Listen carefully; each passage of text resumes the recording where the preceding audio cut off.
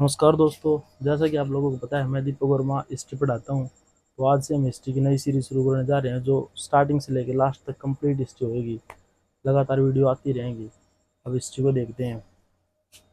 History किसे कहते हैं? इतिहास निश्चित घटना का लिखित प्रमाण, इसे हिस्ट्री कहते हैं। अतीत किसे कहते हैं? किसी निश्चित समय से पहले घटित हुई घटना को अतीत कहते हैं। हिस्ट्री को जानने के तरीका देखते हैं। हिस्ट्री को 3 तरीके से जाना जा सकता है: पुरातात्विक स्रोत, साहित्यिक स्रोत, विदेशी स्रोत। पुरातात्विक स्रोत में अवशेष, स्मारक, मूर्तियां, अभिलेख, सिक्के, भवन, इमारत। और साहित्यिक स्रोत को 2 तरीके से जाना जा सकता है: धार्मिक ग्रंथ, रामायण, महाभारत, वेद। गैर धार्मिक ग्रंथ, अर्थशास्त्र, पंचतंत्र। तीसरा तरीका है विदेशी यात्री। जो भारत में विदेश से घूमने के लिए आए थे, उन्होंने भारत के बारे में किताब लिखी। उन किताबों से हम जानते हैं, जैसे चंद्रगुप्त के दरबार में फाहियान आया था, हर्षवर्धन के दरबार में अवेंशंग आया था। हिस्ट्री को याद करने का तरीका देखते हैं। हिस्ट्री को 3 तरीके से बांटा हुआ है: प्राचीन भारत, मध्यकालीन भारत, आधुनिक भारत। मध्यकालीन भारत में दिल्ली सल्तनत आएगा 712 ईस्वी से लेकर 1526 ईस्वी तक। फिर मध्यकालीन भारत का दूसरा पार्ट है मुगल काल, 1526 ईस्वी से लेकर 1707 ईस्वी तक। फिर आएगा आधुनिक भारत। आधुनिक भारत को 1707 ईस्वी से शुरू करते हैं, औरंगजेब की डेथ के बाद, और 1885 तक लेकर जाते हैं पहले पार्ट में। और दूसरे पार्ट में 1885 ईस्वी से लेकर आज़ादी तक लेके जाते हैं। प्राचीन भारत को पढ़ने के 3 तरीके हैं: प्रागैतिहासिक काल, आद्य ऐतिहासिक काल, ऐतिहासिक काल। प्रागैतिहासिक में हमारे पास सोर्स तो होगा बट लिखित प्रमाण नहीं होगा। आद्य ऐतिहासिक में हमारे पास सोर्स भी होगा, लिखित प्रमाण भी होगा, बट लिखित प्रमाण को पढ़ नहीं सकते हैं। और ऐतिहासिक काल में सोर्स भी है, लिखित प्रमाण भी है, और उनको पढ़ने में हमने सफलता भी हासिल कर ली है। अब प्रागैतिहासिक काल को देखते हैं। इसको 2 तरीके से बांटा हुआ है: पाषाण काल और ताम्र युग।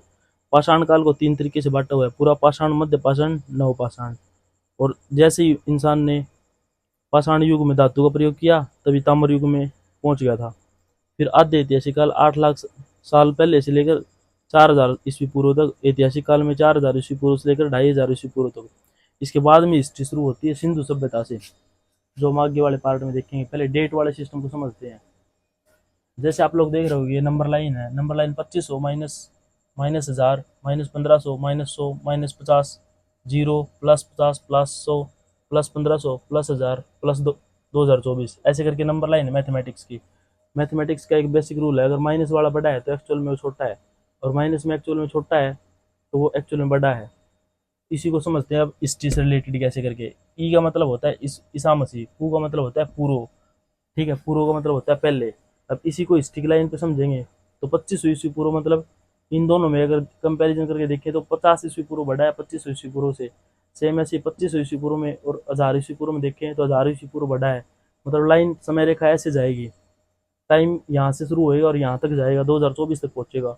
पहले 2500 ईस्वी पूर्व आएगी तो सिंधु सभ्यता, फिर 1000 ईस्वी पूर्व, फिर 500 ईस्वी पूर्व, फिर 50 ईस्वी पूर्व, ऐसे करके जीरो आएगी जिसपे ईसा मसीह का जन्म होएगा। इसके बाद समय शुरू होएगा बढ़िया से 50 ईस्वी पूर्व, फिर 50 ईस्वी, 500 ईस्वी, 1000 ईस्वी, 2024 जो आज की डेट है।